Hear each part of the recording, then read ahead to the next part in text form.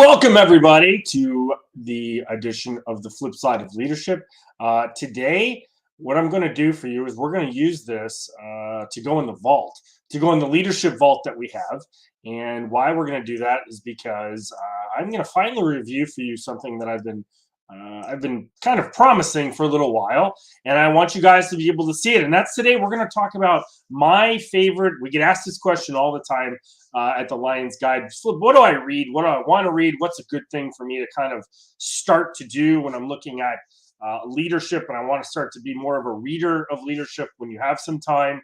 And so I wanted to put together two lists for you. I couldn't just do one. I had to do two. And I really carved them up into two different categories. So today, and this is going to be for the first video that'll be in the vault, we're going to talk today about the top 5 concept-driven leadership books that I have, the ones that I use right now. And until something gets kind of replaced in it, it's the ones that I look at and go, man, I want to suggest these to my clients, to the people that my colleagues, and say, and the ones that I use personally when I'm doing leadership decisions and when I'm trying to, maintain and re-educate myself, because I definitely go back and look at these a lot. And so I want to give those to you today. And then, like I said, they'll be in the vault. So if you're an Academy member, you'll be able to access those at any single time at Lions Guide Academy. And you'll be able to look at this, watch this, and kind of get my little review from it. And listen, one of them we've already reviewed, Dale and I did, but I'm going to give you my little retake on it so it's all in one spot. So without further ado, let's talk about the first one. And I think it's one of the most important, and that's lead yourself first, right? And so I'm going to try to get it on screen to make sure, right? And that's by Raymond Kethledge and Michael Irwin. And listen, it's a great book. It talks, first of all, it gives you some great examples of some great people like Martin Luther King and Harry S. Truman. And there's a bunch of people that have made impacts on the world that I think that you could go back and look at and say to yourself, okay, these are the people, right? They've made some very big contributions. But how did they lead? What was their kind of message to it all? And really, what the authors argue is authors argue about the solitude that you need as a leader, right? You need to be by yourself to go off, to gather your thoughts, to cleanse yourself, to kind of, right? You put the white space on and really just kind of, space out, if you will, to really come to grips with what's going on. We need that time for ourselves. They actually reference General Mattis, who says, look, if I was to sum up the single biggest problem of senior leadership in the information age, right, it's the lack of reflection. It's about going back and looking at what we did. It's about taking time away from things to make sense, because it's all fast, right? It's all this, and whatever, right? And we're living in this information age. We're living in this social age, right? And we came through the 3 ages, the industrial, information, and now we're in this social age where it's consistently you're always needing to be on, and there has to be some time for you to kind of go back. And so, look, when we're looking at this solitude and what they're talking about in leading yourself first, isn't necessarily just about the whole take care of yourself, right? Jay Teague's our director here for high performance, and Dale as well. They'll tell you all, right?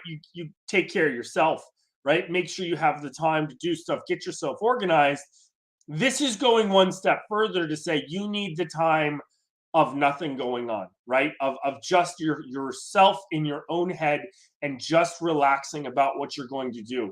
That helps and the argues author in this, and I believe this myself, that helps in the rest of everything, right?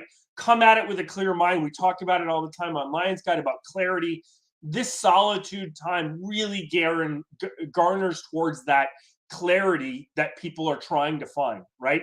And I know it seems counterintuitive. And honestly, the next book is talks about everything that's paradoxical in it. But I'm telling you, you being able to go off by yourself and just, right, disengage from situations will help you better re-engage them and engage future considerations. And that's what this book is kind of summarized as all about. It's a great book. It's one that when it talks about inspiring leadership. It talks about being able to do that, but you need your time for yourself, and it gives some great examples of those things to lead, to lead and to watch other people who have been there and done that, and to be able to do that. And remember, again, we're talking about this plugged in world that we live in right now, and we're very plugged in, right? Every single thing is plugged in 24/7. You've got to be able to, to be on all the time. There's an app right now called Be Real that literally, if you're not on time and taking the picture, and it gives you like that's we need time away. We've seen it happen. I've seen it with my children where we take away the phones, and they're different people. Adults, we need to realize the same thing. And, this solitude as leadership, to go off by ourselves and really connect with ourselves, is going to help in your leadership things. So, and that's the first one in the series, right? So my first one in my series is again, it's the lead yourself first, right? Inspiring leaders through solitude. And that's by Raymond Kethledge and Michael Irwin. And that's the first book in the series that I think is important. The second one in here is also very much having to do with what's going on in the world. We talk about leadership all the time, and we tell people, hey, listen, I want you to be confident, but I want you to be humble. I want you to be, have a vision, but know that there's your blind spots. I want you to, embrace both being invisible and also being visible all the time, right? When we empower our people, and we stay back, but we're also there to make sure. Those are all paradoxes that we have.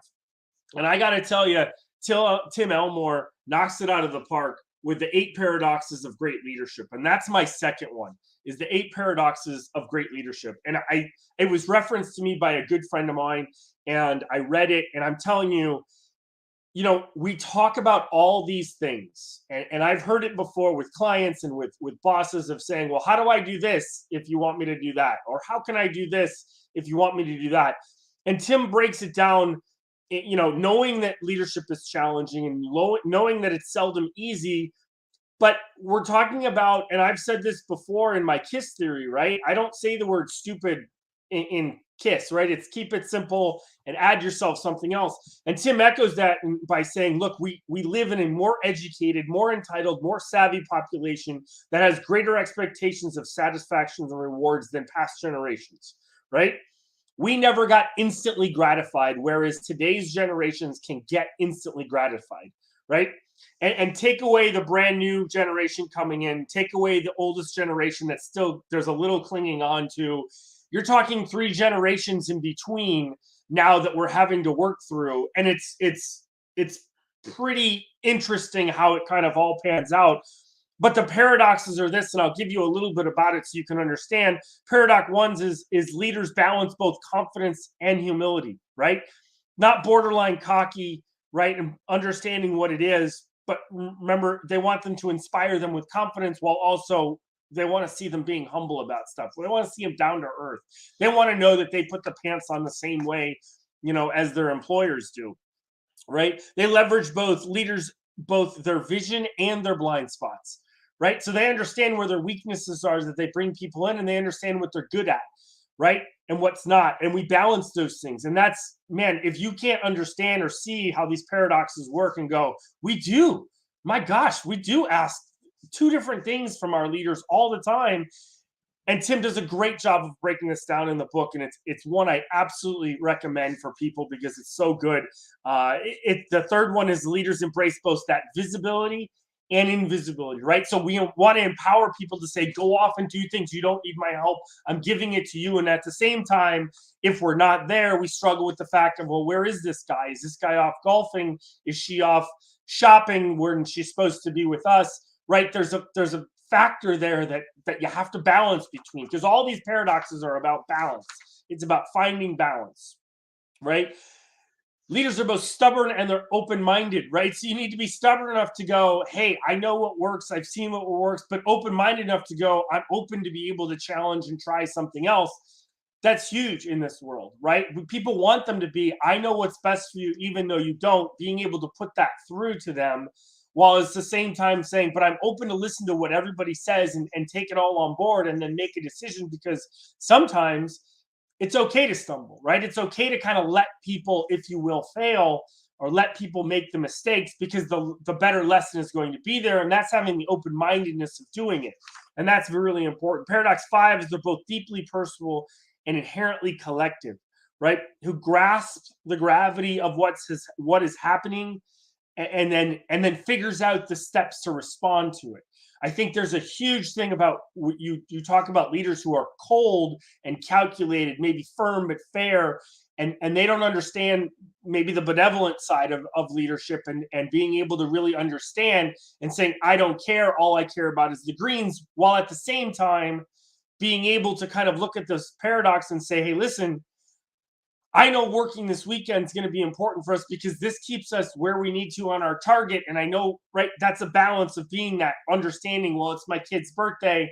Okay, maybe someone else can pick up the slack, or maybe not. Maybe we need you for that thing.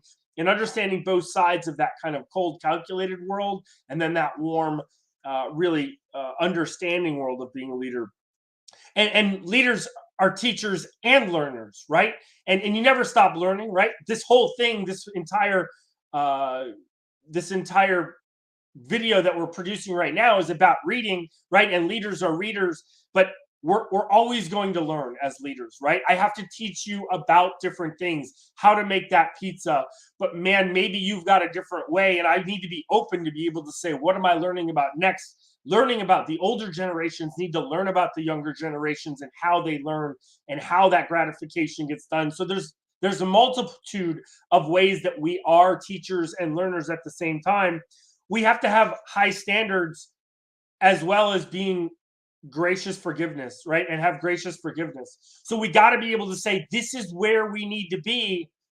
But at the same time, we need to be able to cut it down and go, okay, so we didn't hit that. That's fine. How are we going to hit it next time, and be okay with that and take those as learning lessons? I like to say all the time, I don't necessarily believe in failure. And I know that's even at the highest levels of the things that I did. I would tell you, even if someone died, I don't necessarily call that a failure. And I know that can get harsh at times to think about, but if you don't do anything from that, if you don't change a procedure, if you don't think about something differently, if there's not stuff, we talk about it, written in blood, if it's not changed, then you do truly fail, right? Then you do truly fail of what you were doing. If you don't figure it out, if you don't change it, and it may not be the next time, but it may be future, right? It may not be you that actually fix the problems. It may be that you pass it down in a lesson learned, right? In a in a murder board or something, in a lessons learned board, that you say to someone, hey, we've learned this, and now they don't make that mistake ever again. Well, then to me, that mistake wasn't a failure. So having those high standards and being able to forgive and see that there's a lesson that could be learned from it is definitely one of those paradoxes. And then the last one, they're both timely and timeless. And I love that one, right? Because this is one of the most difficult paradoxes I think they bring up, because they must embrace, and I'm going to read it because I think it's really important. They must embrace and advance timeless principles that make for lasting success, and values that stood the test of time, that's worked in all generations, while at the same time leverage culturally relevant methods and futuristic resources. How many times have we seen, we've always done it this way, we're not going to change, this is how good it is, and someone comes in and boom, now we're doing it a different way, right? MacArthur said, and I'll paraphrase it, right? Don't tell smart people what to do. Tell them what you need done, and watch and see how they get it done on their own, right? You're going to find new ways that things getting done. It might be better, might be worse, right? You're meeting missions, you're meeting guidelines, you're meeting goals, you're meeting, processes that need to be done. Workflows have to be figured out, but letting people be creative, knowing that there's a little bit of conservatism and a little bit of liberalism in how you go about doing that, right? So it's not mixing, it's mixing the red and blue to get coincidentally purple that we do for the 8 paradoxes of leadership. But listen, if you don't believe that this is important about how you as a leader balance all those things, because listen, as a coach, as the director, I'm here to tell you, I'm having to tell people you have to be this and you have to be that, and you have to be able to balance it, right? And so I think the paradoxes of leadership and Elmore nail it on the head as to what, where those things are and how you can do better with them. And so that's the second book in the series that I think is super important for these concept driven leadership books. The next one is one that we've reviewed, Dale and I did before, and that's the 4 Disciplines of Execution right there. And Chris McChesney, Sean Covey, Jim Hewling. Listen, it's not hard to figure out why you need to be good at executing something, right? How you need to be absolutely on point with what you're doing, and not being able to kind of go back and keeping your people focused on executing, right? And so they talk about the WIG, the wildly important goals that you're trying to do, and you want to focutize or prioritize, if you will, and focus on really what they call, wildly important. You want to make sure that those things are there, right? It's kind of like in everyday leadership, keeping you brilliant on your basics, making sure we're good at what we're supposed to be doing. The second one is really, it's about lag and lead measures, right? Lag measures are results that you get. Lead measures are what builds up to that success. And you want to really act on your lead measures, right? Focus on what those lead measures are. Put your goals with those lead measures of what they're going to be. Marry them up, and what you're going to understand is you're going to see that those lead measures are way more important because they're proactive things that you can do, and they talk about that within the 4 disciplines of being able to kind of focus on that piece. The next one is not done enough, I think, and that's keeping a record. Right, you got to be able to keep a record, go back and review, see what worked, see what didn't, throw things out, right? Whether that's in a lesson learned lab, whether that's in a QA, whether that's in a review board, keeping a record of what you do is absolutely important for execution, because you need to know what your lag measures matter, and if they're good lags because your leads were good, then guess what? Then you're going to end up with some good results from it. And so looking at those, those record keeping, it's often overlooked. It's often a second thought, right? We think about keeping records for money, right? A money trail. We have to do that for taxes, right? And our accountant wants that. But we don't necessarily keep it enough of how we do business. Do we go back after we've done something and say, hey, what worked, what didn't? I know in small business for itself, I make sure in the businesses that I help to go back and I have them say, hey, where's your running tab of what's worked, what's not? Do you have that? I had a good friend back in the day who used to just have a Word document. We used to take care of the non-military the non-military training unit, NMT. And these were the first sailors coming straight from boot camp, who came straight from home, and they're out in the world for the first time. And this was a course that they had to mandatorily take to give. And, he would keep meticulous notes on students and their issues and their problems, and it was simple. It was just a Word doc that he could go back to, and when something else happened, he would go back to that sailor and that student and say, okay, this is what happened before, what's the follow-up? And he was really good with that, keeping that record. And I think it's something that I've learned in the future now to be able to do myself, and it helps me execute better for the next time. And then the last one is encourage accountability. We talk about accountability all over the place. It's not this book doesn't necessarily talk about it in a different way, but it talks about it saying, look, if I pair my accountability with the record keeping, with acting on my lead measures if I can, and then keeping my team focused on what's wildly important, we're going to execute the way that we need to do. And I think that those 4 things are sometimes, it's funny when I read the book, and I've read it now 3 times, I look in the sense and say, these seem pretty obvious, but it's nice to have them in a book. It's nice the way that they understand, and that the guys lay them out here, guys and girls, because Beverly Walker and Scott Thiel in her too, how they set things kind of in motion for you to say, okay, let's go back and look at this. And again, like 8 paradoxes and like Lead Yourself, absolutely relevant in today's day, right? If I took those 3, and you could see a trend here, making time for yourself, thinking about the balance of doing two different things and acting two different ways that you have to do both of, and now making sure that our employees are executing, right? You can see this trend of my books and why I think that they're so important.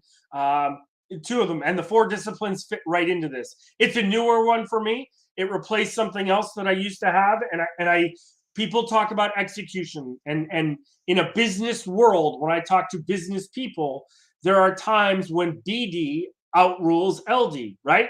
When business development, and I throw everything inside of that, which is the business functions, it outweighs leadership development. Sometimes you got to tell people, hey, we're doing this to stay afloat, or hey, we're doing this because everybody needs to get a paycheck. That rule overrules when it's leadership stuff that you're trying to think about. It actually is leading to make decisions like that and to have those conversations. And so, and as an everyday leader, I always go back to the thing about staying honesty, consistency, and transparency from the top down is going to build your trust, loyalty, and respect from the bottom up, right? And so again, these books fall into those categories for me as an everyday leader as well. And that'll lead us to the 4th one, which is a great concept. I absolutely love it. And that's leading up, right? And that's leading up, how to lead your boss so you both win. And that's by Michael Newsom. And listen, when I ask everybody, have you heard about leading up before? Most people say, I don't know what that means. I'm going to tell everybody right now, this book, more than anything else, is about creating an environment that's of success within your workspace, right? Whether that's through a team, whether that's through your company, that's what it's about, right? Michael's at the Wharton School of Business. Obviously, he's got some huge credentials, but we want to make sure that we create a culture, and he uses the word culture. I like to use the word environment that helps people understand what you do with your upward feedback, right? So in order to have that culture, I can't be, as a middle person who is in charge of people, offended when they say, hey, you screwed that one up. I wish you could have done that better, right? Okay, got it. I will check on board, because I'm going to push that stuff up, right? We're talking about communication up and down. We're talking about feedback going through your organizational chain, and leading up is strategically there so you can, in a sense, rely on those people to pick you up, right? And one of the things I always talk about with leading up is saying, look, sometimes that leader has responsibilities that you don't know about, and they're going to task you with stuff to do. But those tasks, if done properly, and you have a proper right chain, and people are properly doing the jobs that they've been told to do, or they've been hired to do, put it that way, if that's all happening, and we've got feedback going up and down, we've got recognition going up and down, that environment is a good environment to be in. You are getting things done. You are meeting and exceeding goals if everybody feels like they're helping. And if one person falls, I say this all the time, you can't have single points of failure, right? You cannot have a single point of failure, and you cannot be worried that there is no backstabbing. There is no, you're going to take my job. I'm all about upward movement. I'm all about people upskilling themselves and people becoming better. And you can do all that. And listen, if you're doing that for your people and they leave, it's okay, right? You've heard that before. But if your environment is such that they're not, and you're creating more and bigger and bolder revenues, and now all of a sudden we're looking at bonuses, and we have a plan in place that when we hire somebody in year 1, we have a plan, right, for year 2 to pay them a little bit more, right? There's plans in place for all these things, and you think about that as a total environment, you can understand then of not feeling threatened by someone who works for you, when they're doing things without even having to be asked, when they're helping you and pushing information to you. And I say this all the time, the number one way that leading up gets eroded is when you don't go back and recognize. So if I'm in charge and I get the glory and I get the blah, blah, blah, and this is what happens, I'm for sure dang better when I grab that microphone and I talk and I say, I owe this all to this team, and I want this team to come up because I couldn't have done it. We couldn't have done it as a team. Thank you for me getting the trophy, but I'm accepting this on behalf of my team, right? And that's leading up. That encourages the next level to be able to lead up and to be able to empower. And by the way, to me, empowerment goes right into this, right? If you don't empower your people and you start to micromanage and you keep things all to yourself, leading up can't happen. Leading up won't happen. And I would say Michael talks about that pretty well in the book. It's how you're thinking about it. It's definitely it's tough, right? Because there's an ego check to it when you are in charge of having people kind of give you that. But when you give it to them, I promise you, you're going to find that your teams do so much more than you think that they could ever do. And he talks about that as a lot. And remember, leading up is the act of working with people above you, whether boss, several bosses, the chief executive, a board of directors, or even stockholders, to help them and you get the job done better. And again, it's creating the environment to allow leading up to happen. And I highly encourage it. And again, it's on my, probably won't be replaced for a really long time. I could see a couple maybe moving, but this is definitely one that's not going to move anywhere because I encourage that. And that I learned that one in the military. I actually gave to them because I had to rely. I was in charge and tasked with 54 programs. There's no way I could have done all those programs by myself. I had to have a team, and I had to empower those team, and I had to have them make the decisions. And I trusted them that when we got in front of the management, our triad and our executive officers, that it was, commanding officer, that the job was going to be done, and I didn't have to necessarily go back and look at it. And guess what? If it wasn't, guess who took responsibility? It was me. Right? I made sure I failed on this one. That was on me. And so I didn't do it right all the time. But again, I embraced leading up back then, and I embraced leading up today still. It's one of those. Great. And so the last one, to me, it may not be familiar with a lot of people, and that's the Checklist Manifesto. And you may have never seen it before. It's by Atul Gawande. And if I'm butchering his name, I apologize. But listen, I am a absolute, we'll talk about it. Dale and Jay talk about it in High Performance. I think it's an absolute 100% winner on this one is the Checklist Manifesto. And again, you may not have heard of this one, especially in the leadership realm. But when I look at leadership, I look at making things simple, right? We have very much hard technical worlds that we live in nowadays, right? We talked about social, and we talked about having always to be plugged in, having to remember all kinds of different things. The Checklist Manifesto takes it from a medical perspective. It shows you how, as they integrated checklists into medical procedures, their standards of care grew, even in the smallest of hospitals where, they didn't have the best kind of tools and trades there. They still, in putting in checklists of things, made patient outcomes better. And again, if it's that technical, it probably needs an easy checklist to do it. And something that they do, I think this is great. They talk about, checklists protect us against failure. They establish higher standards of baseline performance. And in the end, a checklist is only an aid. If it doesn't aid, then it's not right. Right. And the 5 big ideas, which I think are great, like checklists are required for success. Checking in, checking out a patient.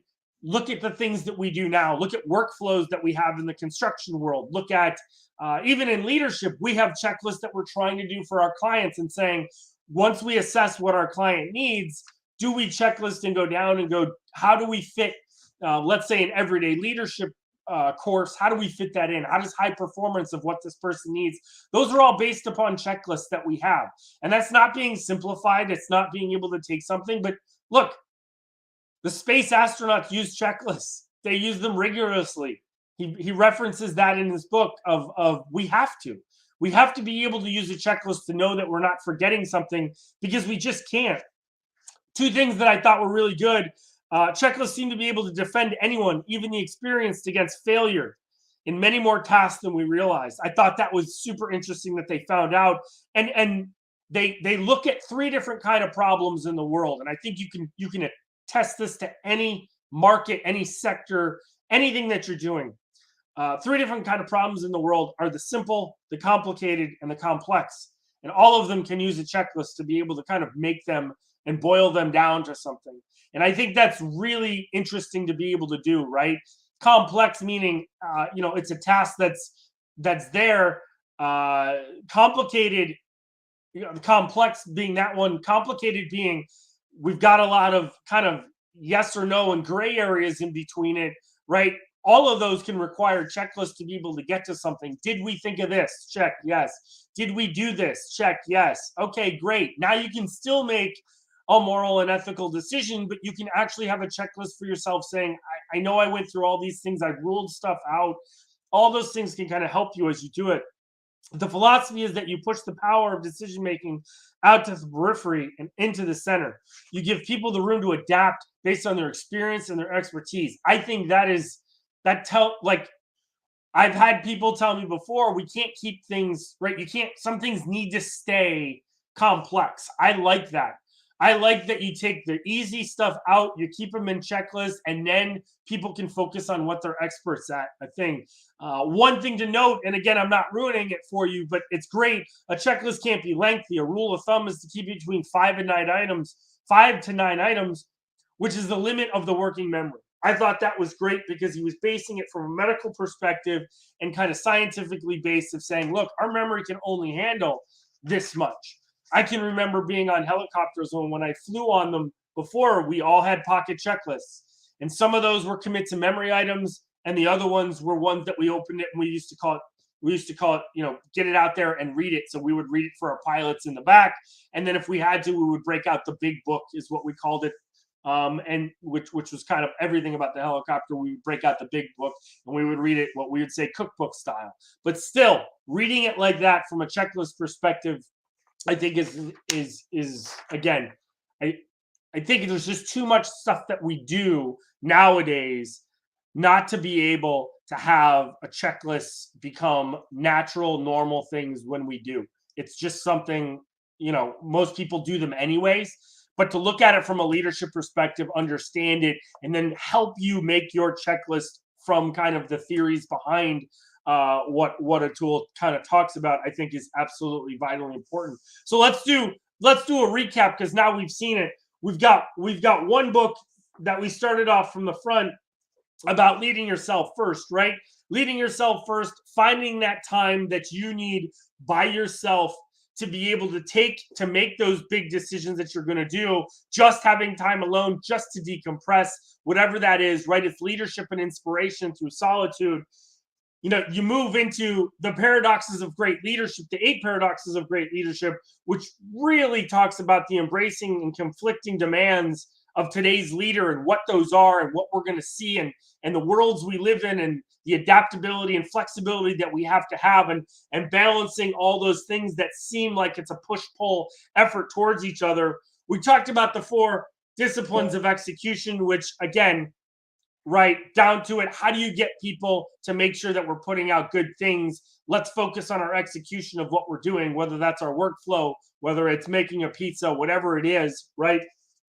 We talked about leading up, which is really about culture and having a culture and an environment, if you will, to have this kind of one team, one fight, and really believe that, right? And being able to recognize people down and up the organizational chain with what their dues are. And you can help at any level, right? Because it talks about, like the 8 paradoxes talks about being a learner and a teacher, right? Leading up is the same thing, right? I'm learning and I'm teaching from my subordinates all the time.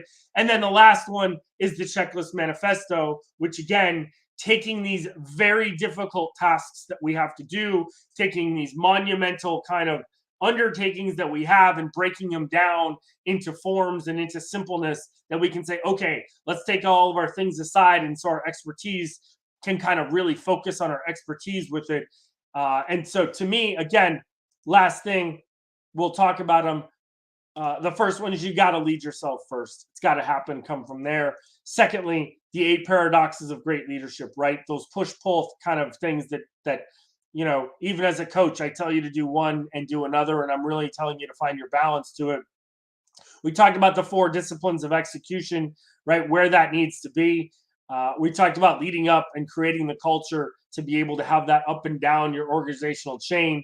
And then last one, the 5th one of my top 5 concept-driven leadership books is going to be the Checklist Manifesto, which really talks about how to simplify things for yourself, to keep the easy stuff on a checklist, and then be able to focus on the other ones. And that, my friends, thank you for today. That's for the flip side of leadership. Those are Flip's top 5 concept-driven leadership books. Thanks for stopping by today. I appreciate it. This will be uploaded, and stay tuned for our second version of this, which is going to come from our top 5 people-driven leadership books. So that's who is going to be there, and you can probably bet you're going to hear a little bit of Powell and a little bit of Mattis within that. So thanks for stopping by today. This will be uploaded in the Academy. Look forward to seeing you there. Thanks.